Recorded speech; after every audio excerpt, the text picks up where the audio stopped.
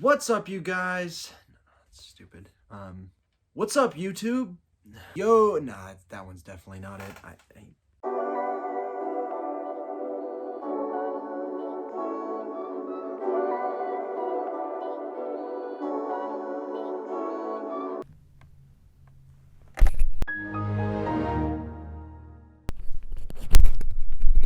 In all seriousness, guys, today I'm going to be talking about how I set up my mobile auto detailing setup in my Honda Civic. I'm making this video for two reasons. The first reason is that my family's sick and tired of hearing about how I fit a pressure washer and a vacuum into my Honda Civic. The second reason is I'm hoping you clicked on the video because you're actually interested in doing it yourself. So I'm going to go over the exterior and the interior of the car, kind of some things that I think are important that might be able to help you, and I just hope it's in general helpful into setting up your own. So without any more talking, I'm just going to quickly go outside and sort of show you how I set it up and how you might be able to set yours up.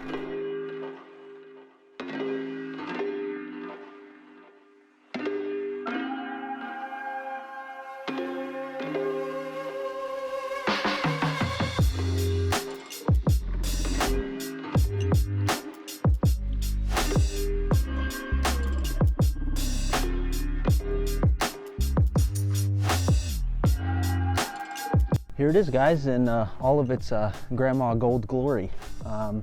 So I guess I'm going to start with the exterior here. So I wanted to start with the exterior here because it kind of brings up my first point, is that you can see the car is pretty clean and glossy, and the tires have a little bit of shine on them. If you have a van or a truck, that, you know, if it tends to get dirty, that's okay. If you're detailing out of a sedan, it kind of implies that it's your more personal vehicle. This is actually still your daily driver. So I think it's important, more important than the vans even, to keep these clean, just to kind of, you know, add that little professionalism. I see a lot of people detailing with dirty cars, and it's kind of funny because you're supposed to be the person that cleans cars. They always say that painter's house is never painted, but it's pretty easy to wash your car. It takes like 30 minutes, if that, and it just makes you look a whole lot better. So I'll start with the front here. Obviously, this is where I sit to drive. You might not have guessed that. Moving on to the driver's side door, these are all my kind of more personal items. So I have some SPF 50 there. I'm the most pale person in the world, so I always keep that on me. I have hand sanitizer, face masks, and hand lotion if your hands ever get dry. And then I'll move on to the passenger side. This is where I keep all of my sort of anything that can be rolled up into a spiral I put here, basically. So I have about 120 feet of extension cord, and then water hose, vacuum hose, and everything like that. Pressure washer hoses in there as well. In this door, I like to keep all of my organizational items, so like receipts, gift certificates, everything like that. I like to keep it organized in there. And then actually here's where I'd like to keep my tripod normally as well. And then I'll move back to the passenger rear. This is where I keep my air compressor. It's just a small little Craftsman 6-gallon, but it does the job. I use it to blow out interiors to speed up the process quite a bit. And then I like to keep this right next to it. This is my little bag full of attachments and things. I like to keep an extra set of wrenches and everything, just in case I need to adjust a fitting on the fly. Nothing more than I need. And then I have my Gorilla ladder here.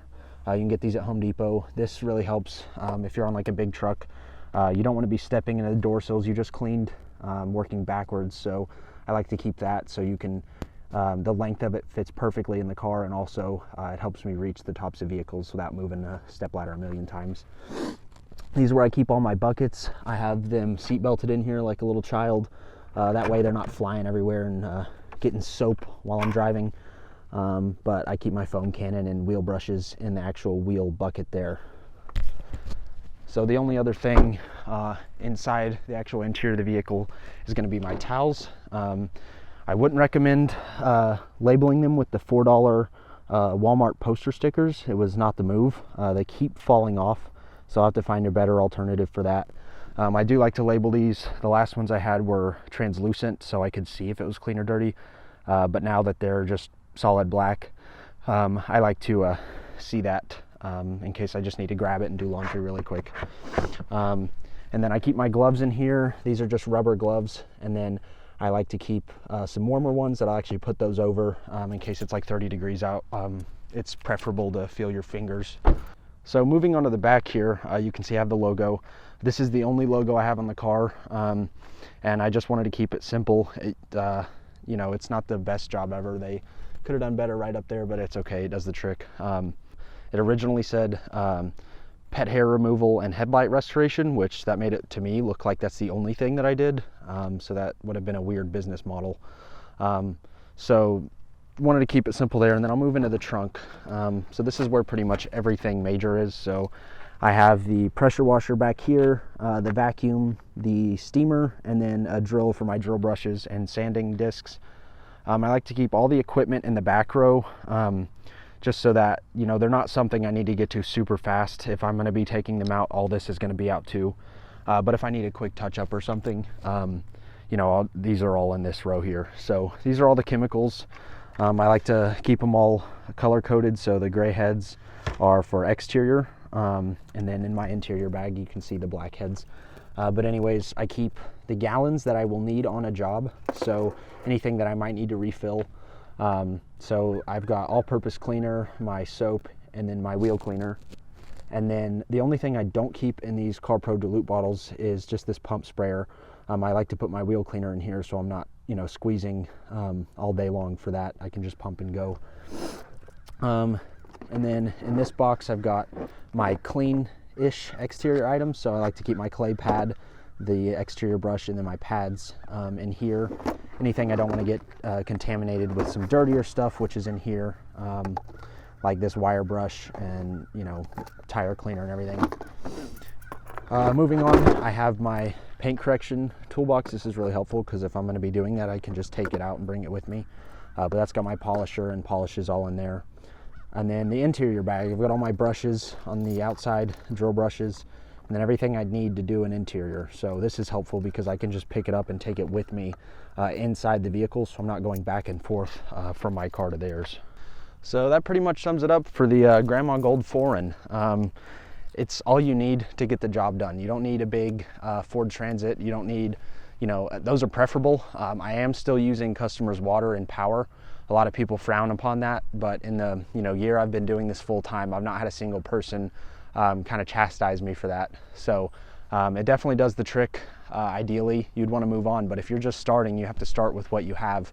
It's easy to get caught up in all these other recommendations and, well, you have to have this and that. You really just need to start, and that'll give you a lot of experience to move on forward. I started in a 93 Miata doing this with just like a vacuum and a couple towels, and I was still able to clean a car. You know, it's not rocket science. So use what you have, and, you know, eventually you'll build up to a level where you can get a Ford Transit or even a big shop or however you need to do it. That's all I wanted to talk about in this video. It's not worth talking 20 minutes about it because it's really not that complicated. Just use what you have. You know, I've gone through a bunch of different setups to a point where, you know, I thought that the car was full and I couldn't fit anymore.